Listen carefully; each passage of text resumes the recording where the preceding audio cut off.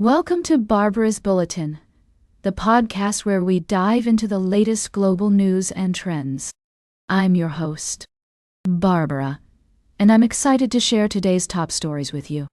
In our first segment, we're taking a closer look at the diplomatic legacy of Pope Francis, who has been making headlines with his unique approach to international relations. As the leader of the Catholic Church, Pope Francis has been using his platform to promote dialogue and cooperation between nations, often taking a different stance than Western powers. From his efforts to improve ties with China to his response to the war in Ukraine, Pope Francis has been consistent in his commitment to finding peaceful solutions to global conflicts. One of the key aspects of Pope Francis's diplomatic style is his emphasis on building relationships with leaders from diverse backgrounds and faith. He has been instrumental in strengthening the Vatican's relationship with the Russian Orthodox Church and has also reached out to Muslim leaders, including the Grand Imam of Al-Azhar, Ahmed El-Tayeb.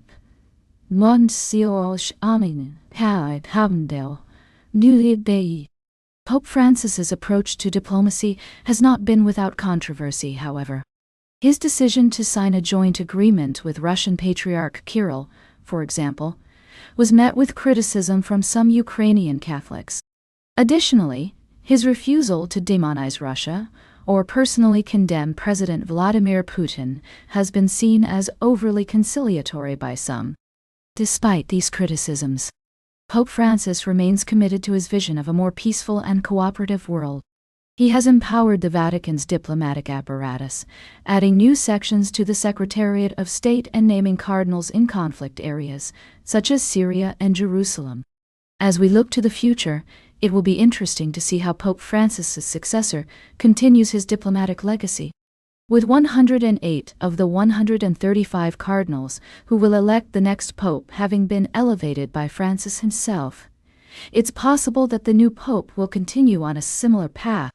But one thing is certain: the world will be watching with great interest as the Catholic Church navigates the complex landscape of global politics. We'll be right back with more of today's top news on Barbara's Bulletin. Welcome back to Barbara's Bulletin. We're glad you're joining us again as we dive into our middle segment, where we explore some of the most pressing and intriguing stories from around the world. Today, we're focusing on a critical development in the realm of international cybersecurity. The United States has recently pulled back its aid to Ukraine, specifically in the area of cybersecurity support. This move has significant implications for Ukraine's ability to defend itself against Russian hacking attempts.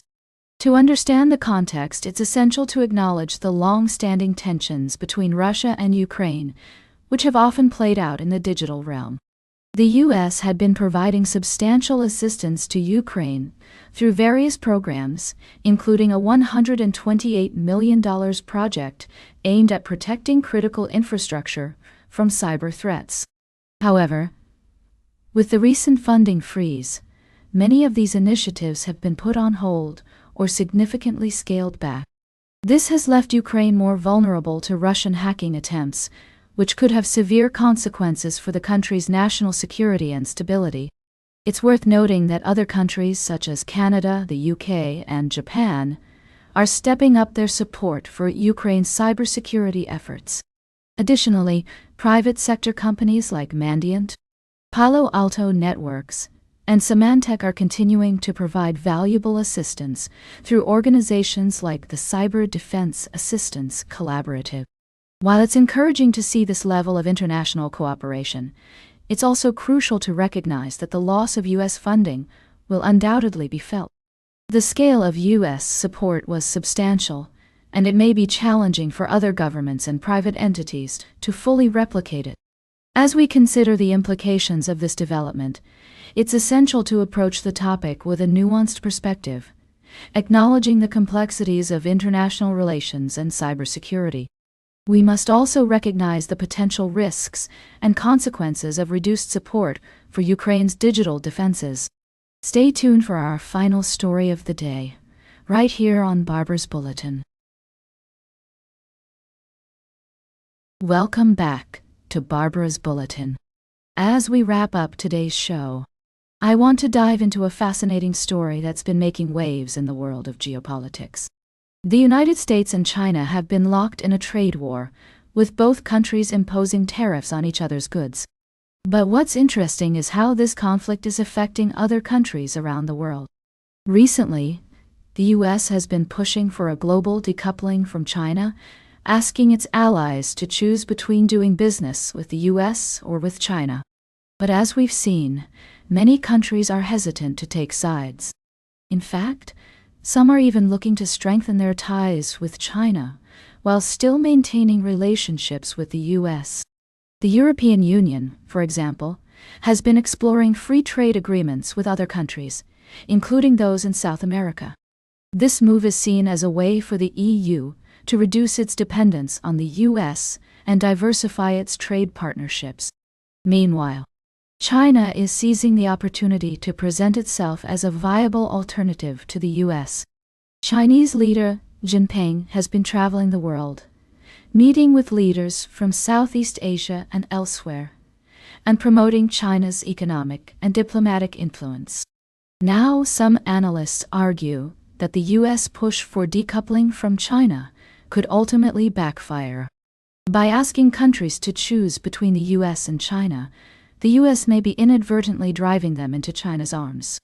This could lead to a loss of influence and prestige for the U.S. on the global stage. As one expert noted, the idea that countries will happily side with the U.S. could hold true if the country was still the sole global hegemon, with no viable alternative in sight. Yet this is no longer the case, and Beijing is seizing the golden opportunity to appear as the adult in the room, and a viable alternative to a hostile Washington. So what does this mean for the future of global trade and diplomacy? It's clear that the U.S.-China trade war is having far-reaching consequences, and countries around the world are being forced to navigate a complex web of alliances and rivalries. As we conclude today's show, I want to leave you with some food for thought.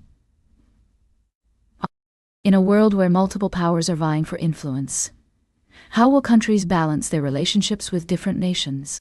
And what will be the ultimate impact of the U.S.-China trade war on global stability and prosperity? That's all for today's Barbara's Bulletin. Remember to like, share, and subscribe. And until next time, stay engaged.